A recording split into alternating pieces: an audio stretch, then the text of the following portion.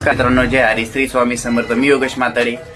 तर प्रॉब्लेम असा झालाय का बायको घरी भाकर खाऊन द्या आणि काहीच करणार नाही. त्या टोमने मरवले. 2 दिवसापासून इथं टाक्या आणून ठेवल्या आहेत. गॅस संपला, तुम्ही गॅस भरून आणत नाही.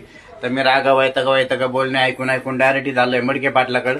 का म्हणलं तुम्हीच सांगा बा आता का नाही तर मला आज जेवण सुद्धा भेटणार नाही. सकाळी लहान मुलांचे डबे करायचे असतात, अनेक अडचणी असतात.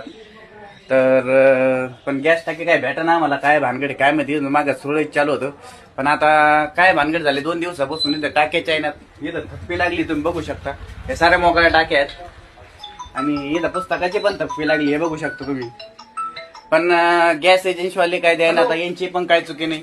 तर 2 शब्द बोला तुम्ही पण. काय भानगड काय प्रॉब्लेम आहे सांगा. येथील म्हातारे साहेब येथील टाके असं एजन्सी म्हणत आहे. आपले टाके कुठे जात आहे काय कळालं आम्हाला, पण मिळतील तुम्हाला पण. आज येईल का? हो येईल. नाही तर मग वडापाव घ्या भावड्याची दोन आपल्या. नको नाही, आज बायकोले आणणार आहे मला. काय सांगा तुम्हाला, 2 दिवसापासून नुसती बडबड चालू आहे. तर काय सांगावं, असं कुठं नाही. आणि आता हे पहा तुम्ही, गॅस टाकी 2 दिवसापासून इथं पूर्ण फुल झालंय. आता हे पहा, एक कस्टमर आले कांबळे पाटील, यांना पण गॅस टाकीच लागते. पण इथं काय गॅस टाकी काय लवकर आहे ना.